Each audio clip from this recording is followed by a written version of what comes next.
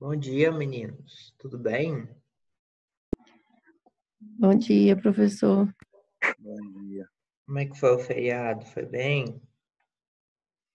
Trabalhando muito. Vixe, Maria, nem descansou. Nada. Hum.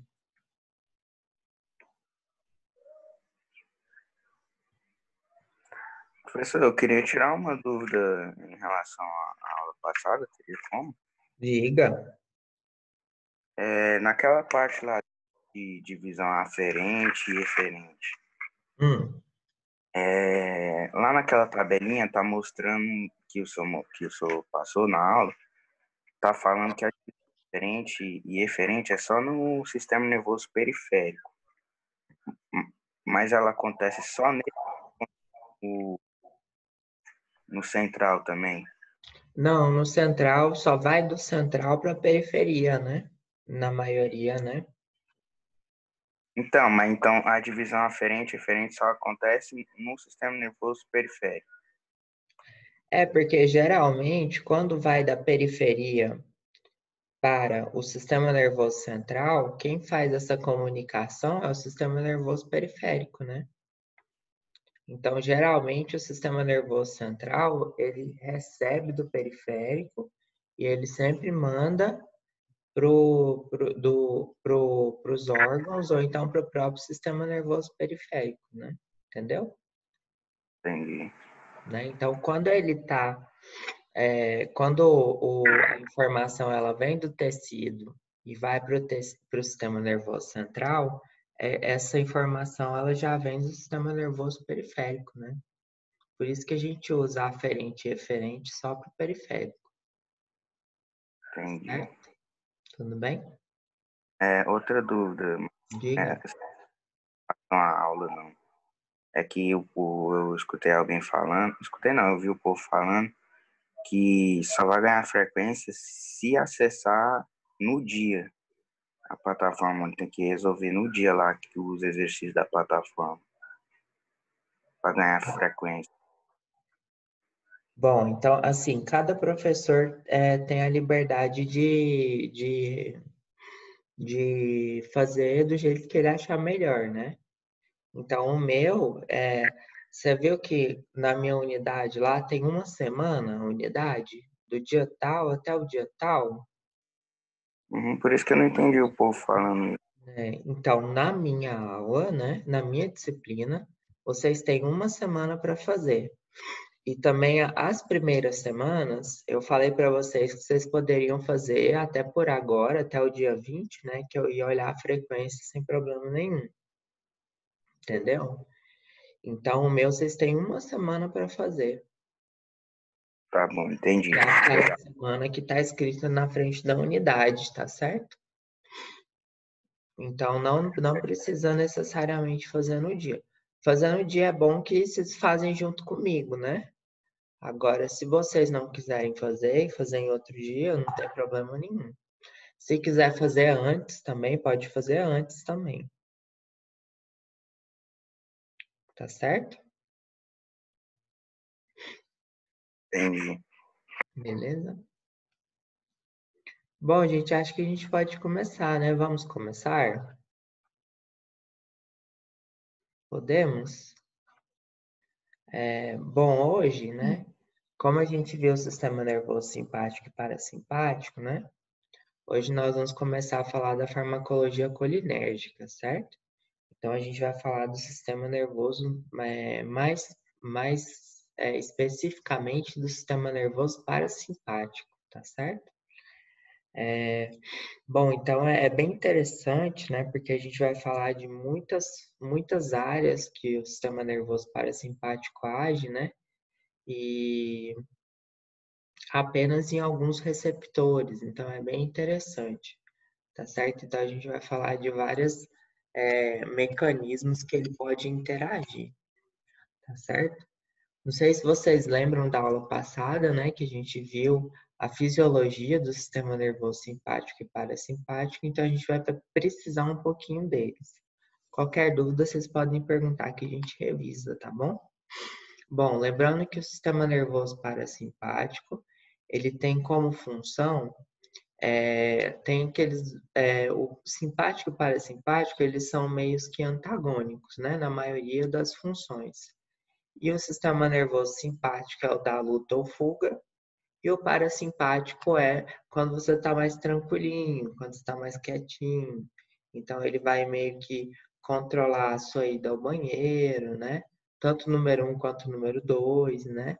E ele vai te dar mais uma calma, vai te dar mais bradicardia, vai te dar menos, vai baixar a sua pressão, né? Então, basicamente, a função dele é mais função no repouso, tá certo? Vai cuidar da movimentação do trato gastrointestinal, certo?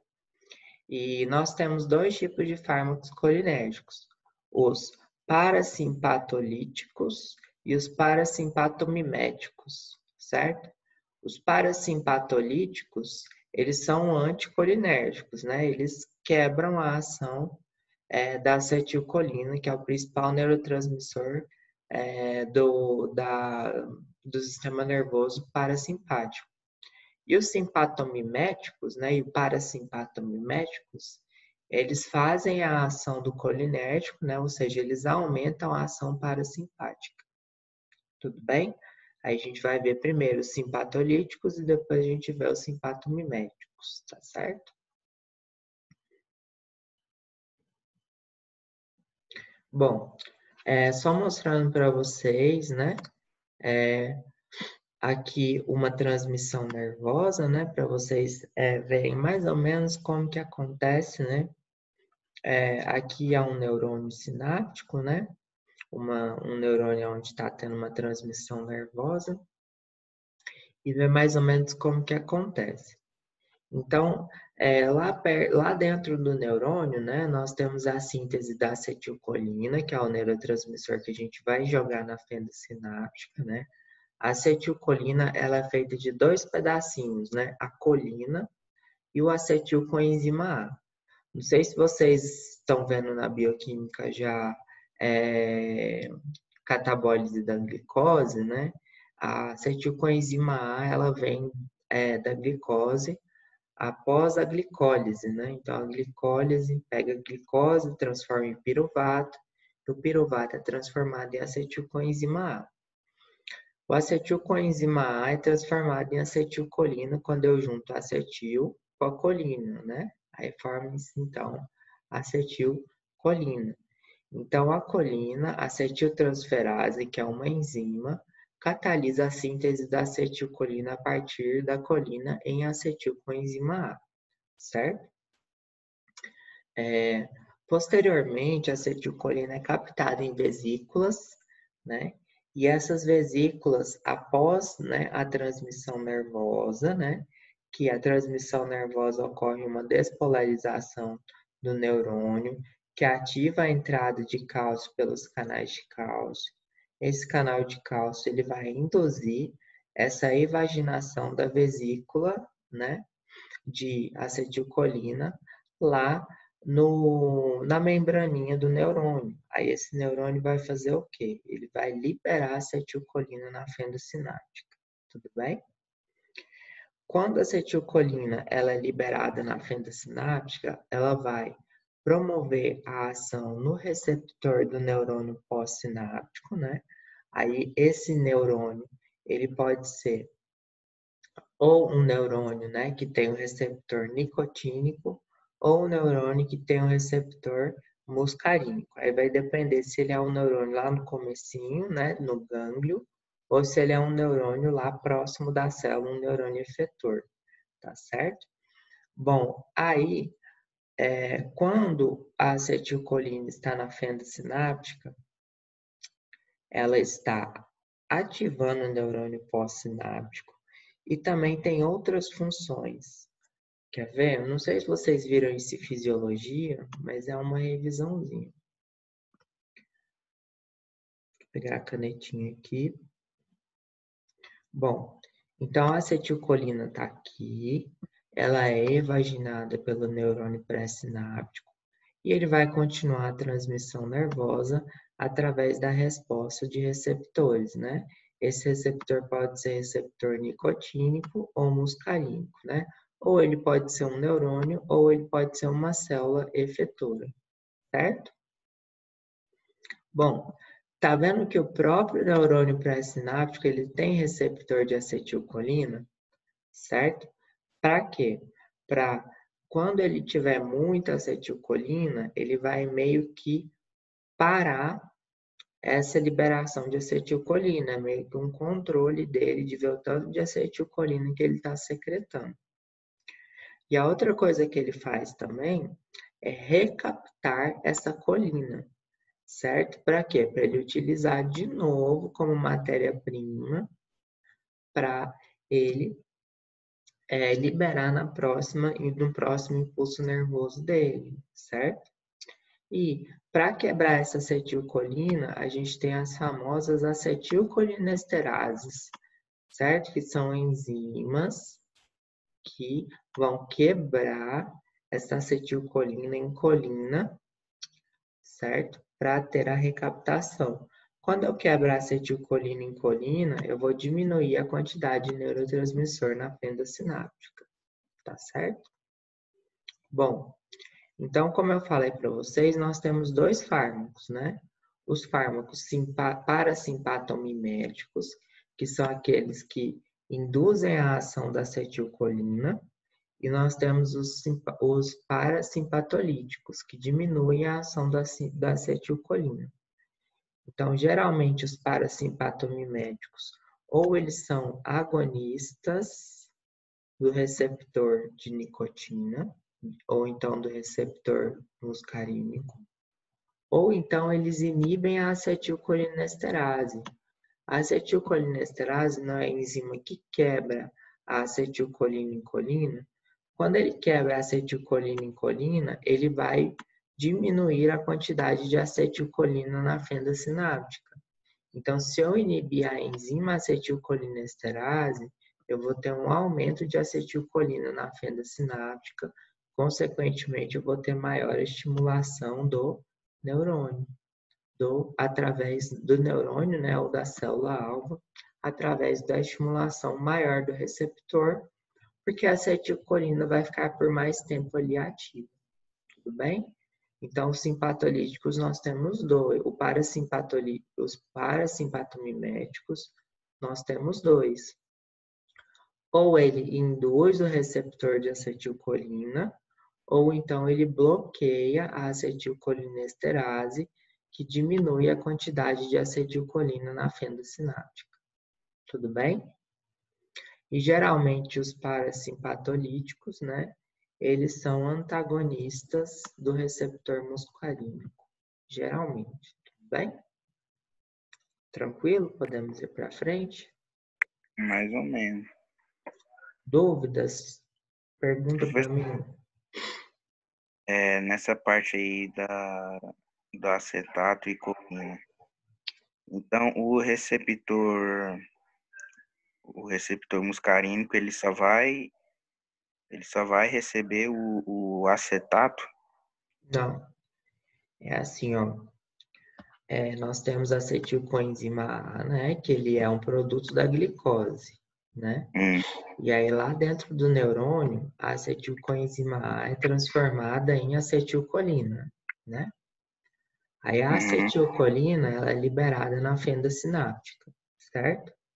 Então, quem o receptor nicotínico ou muscarínico vai reconhecer para ter o impulso nervoso, ou então a ação efetora da célula, é a acetilcolina, tudo bem? Então, é a acetilcolina que vai estimular o receptor alvo, que é o nicotínico ou muscarínico, certo? Então, se a acetilcolina ficar mais tempo ali ativa, você concorda que ela vai estimular mais tempo o receptor alvo? Né?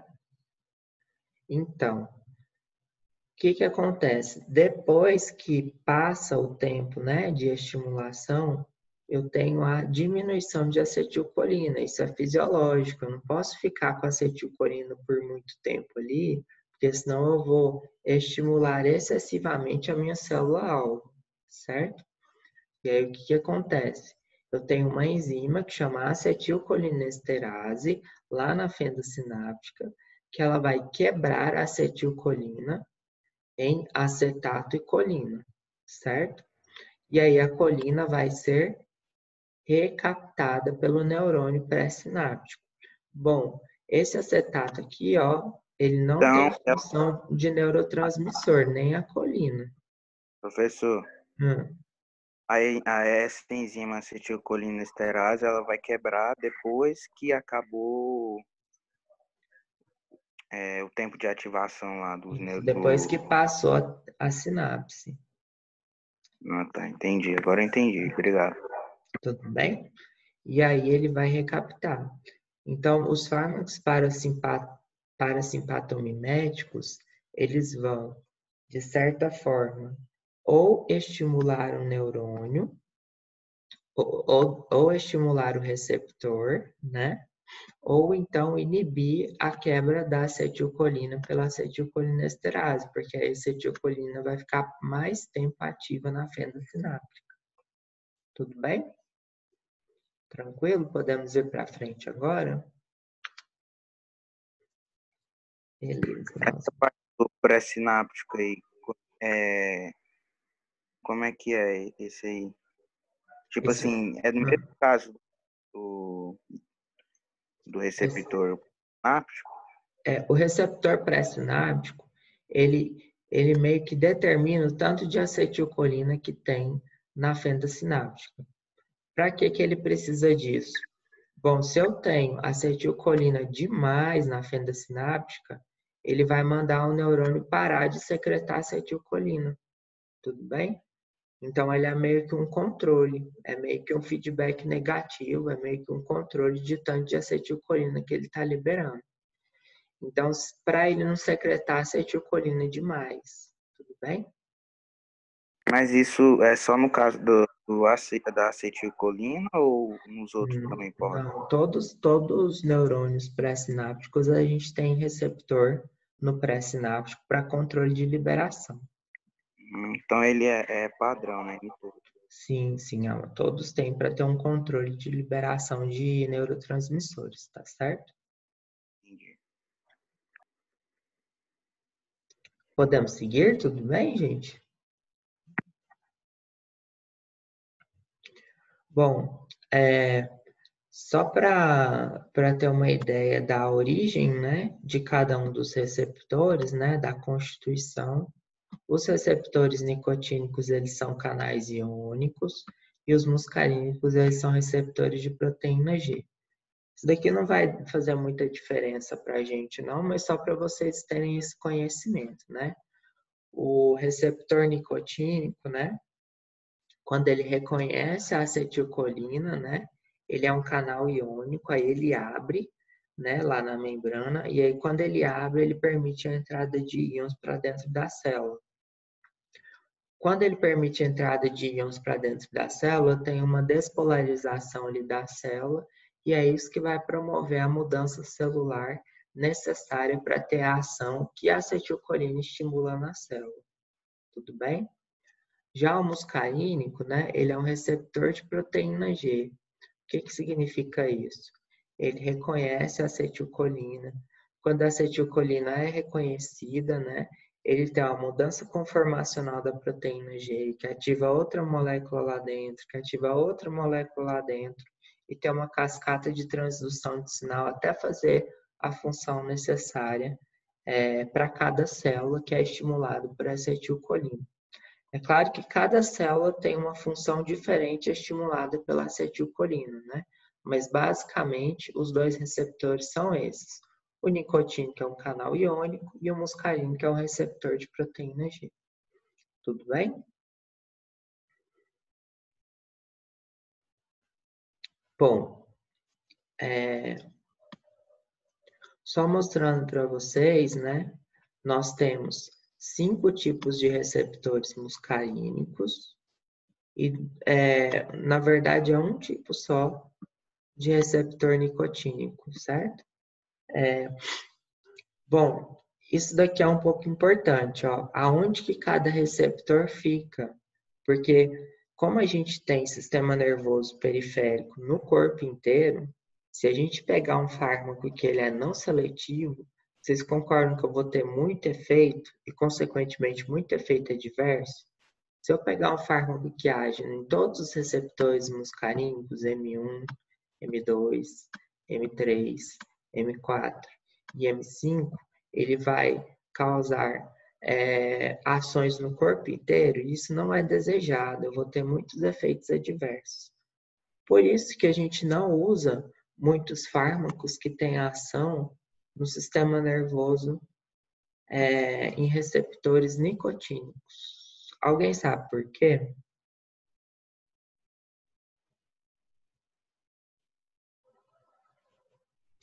Bom, é porque, vocês lembram lá do sistema nervoso periférico, né?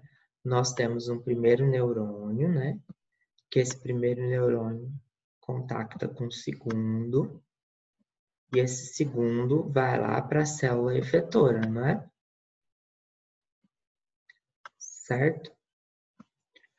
Tanto simpático quanto parasimpático, lá no gânglio, né?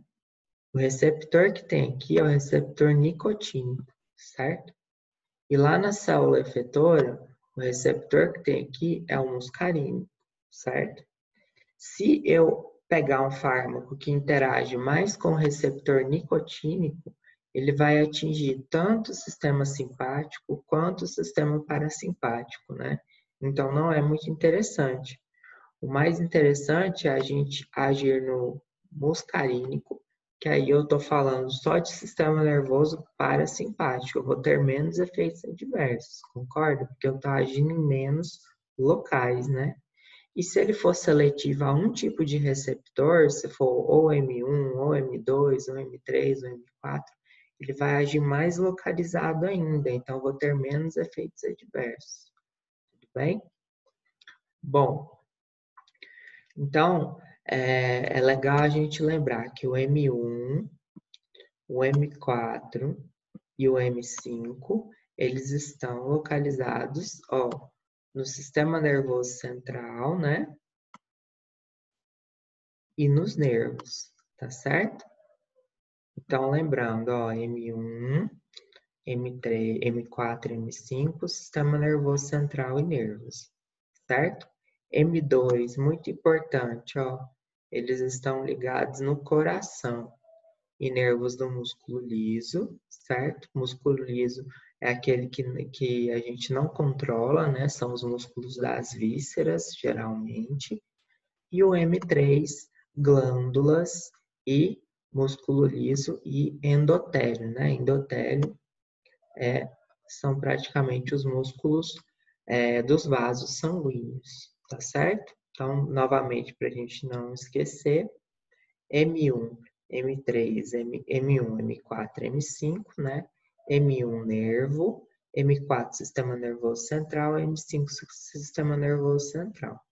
M2, coração, nervos e músculos lisos, certo?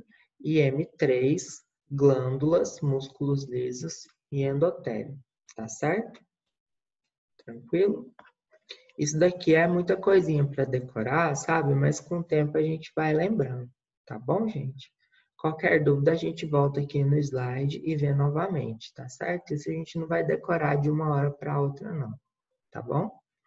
Então, só para a gente reforçar, M1, nervo, M2, coração, nervo e músculo, M3, glândulas, músculo liso e endotélio, M4 e M5, sistema nervoso central. Tudo bem? Então, por exemplo, se eu quiser algum fármaco que mexe no coração, eu vou pensar num receptor M2, né? Se eu quiser um fármaco que mexe nas glândulas, eu vou pensar no M3. Se eu quiser um fármaco, né, que mexe no sistema nervoso central, eu vou pensar num que interage melhor com M4 e M5. Tudo bem?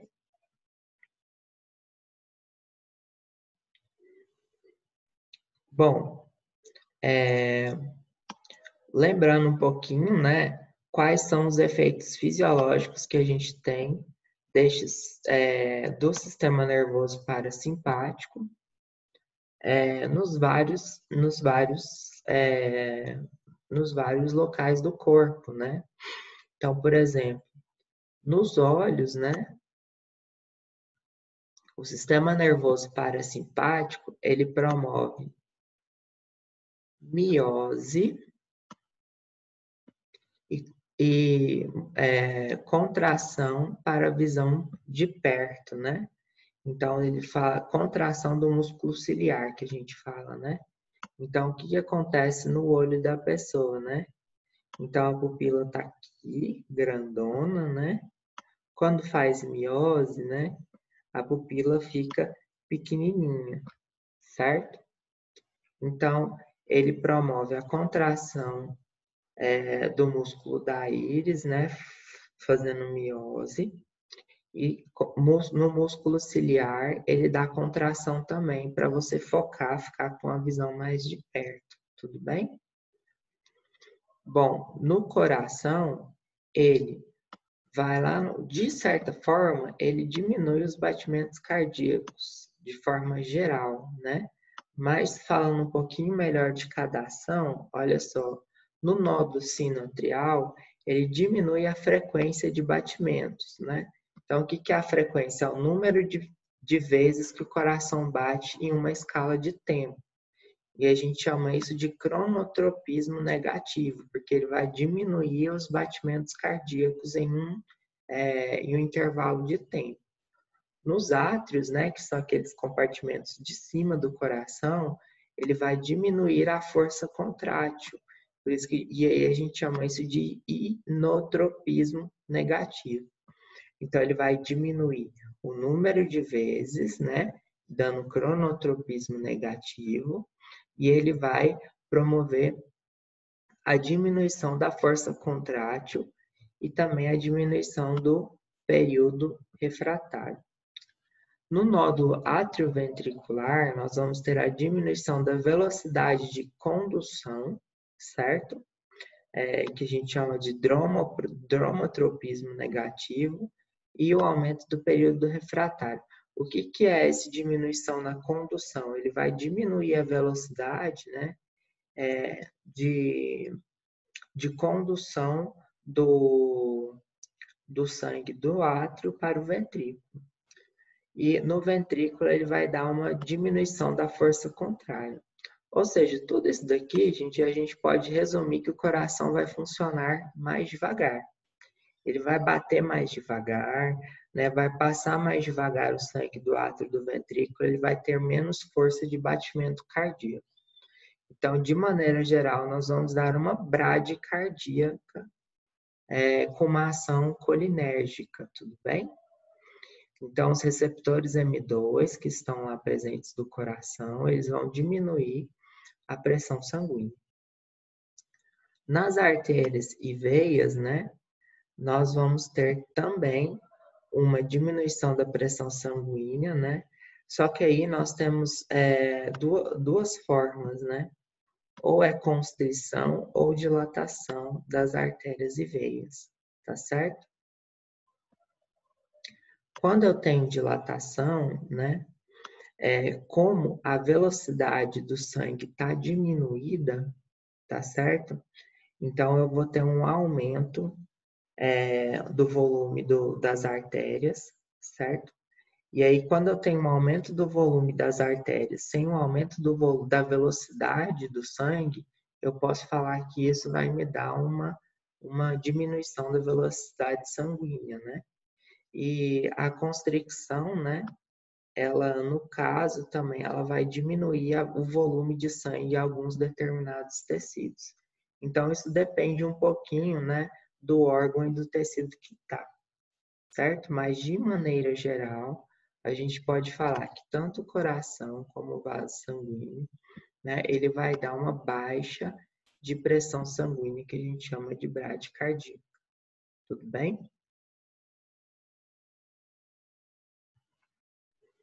Bom, no pulmão, né, ele tem uma ação bem interessante, né? Então, ele promove a broncoconstricção, certo? E isso não é legal.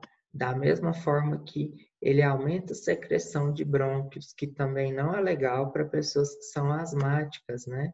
Então, a ação colinérgica, ela não é legal para quem tem asma, né? Por quê? Porque ela dá uma broncoconstricção, ou seja, ela vai diminuir o tamanho dos brônquios e dessa forma ela vai absorver menos oxigênio, né? Então, ela vai dar meio que uma falta de ar. E, Professor, oi, então, se a gente tomar um fármaco colinérgico, vai acontecer tudo isso? então, aí vai depender de qual receptor que ele é, né? Lembra que tem um M1, M2, M3, M4, M5? Então, Hum, vai depender de qual receptor ele interage melhor.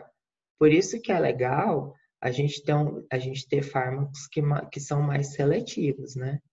Então, uhum. se ele não for seletivo, ele agir em todos, eu vou ter todas essas ações. Tudo Esse bem? M é de muscarínico, é? Oi? Isso.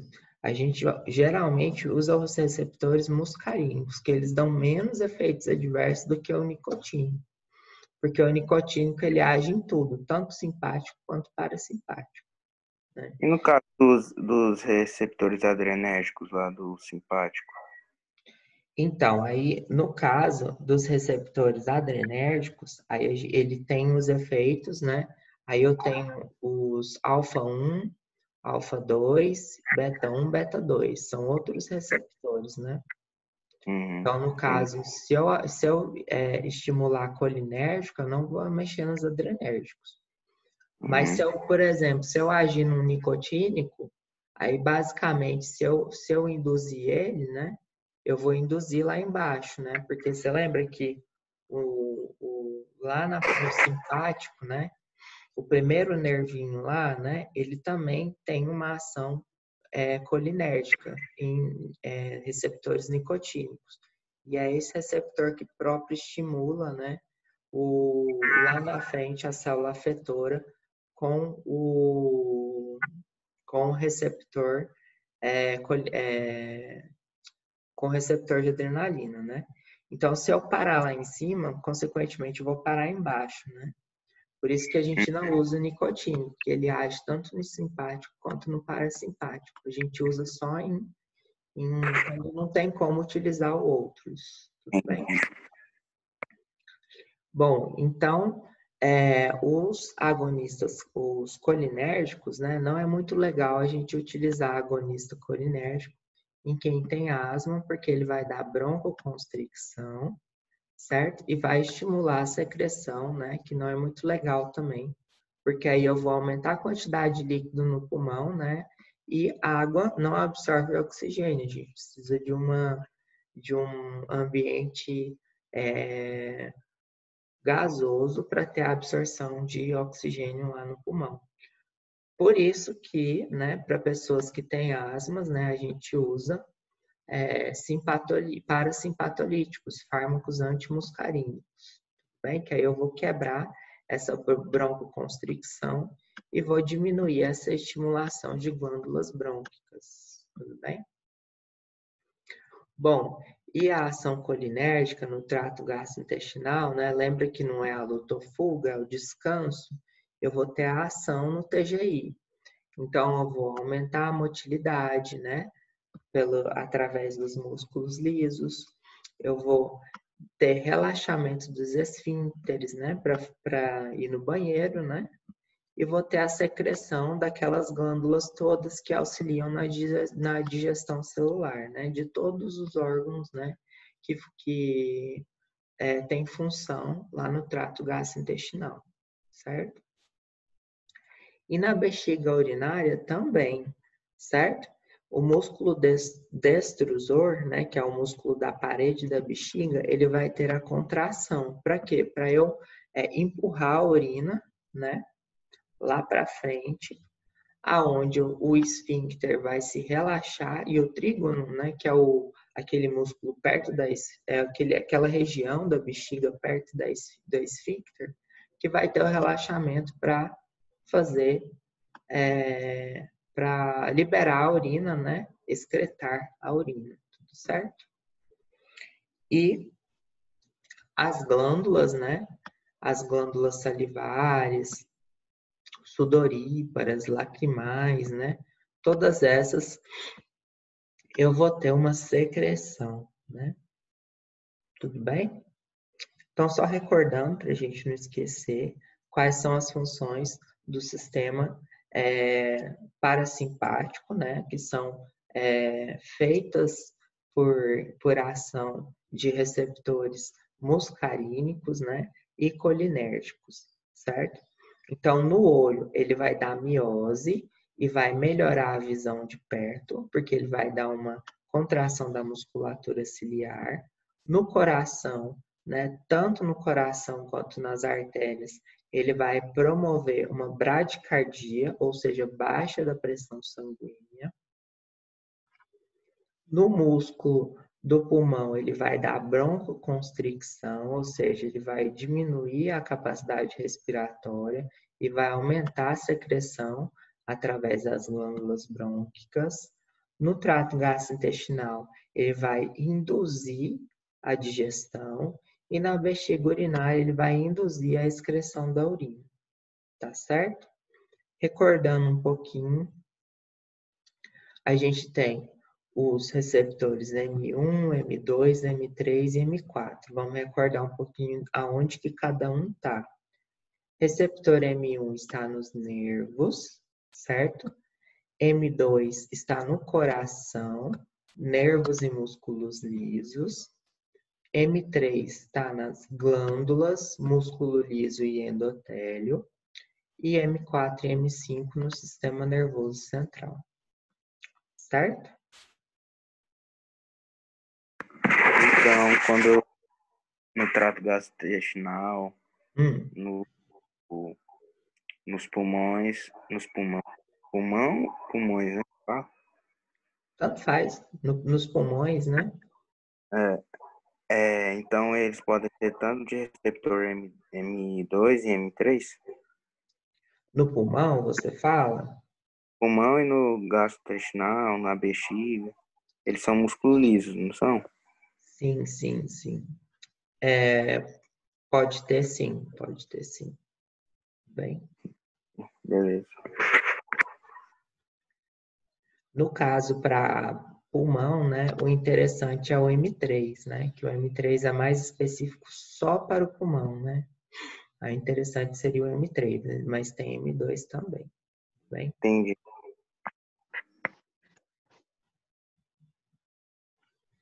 bom, gente, então, a gente está acabando o tempo aqui, tá? Dos 40 minutos. Aí o link da aula é o mesmo, tá bom? Aí na hora que acabar, vocês já entram de novo que a gente já começa novamente, tá bom? Bom, então como mecanismo de ação, efeitos farmacológicos e usos terapêuticos, né? Nós vamos falar primeiro dos fármacos colinérgicos, né? Então, os fármacos colinérgicos, né? Ele tem como ação, né? Eles são parasimpatomiméticos. Se eles são parasimpatomiméticos, ou eles fazem a ação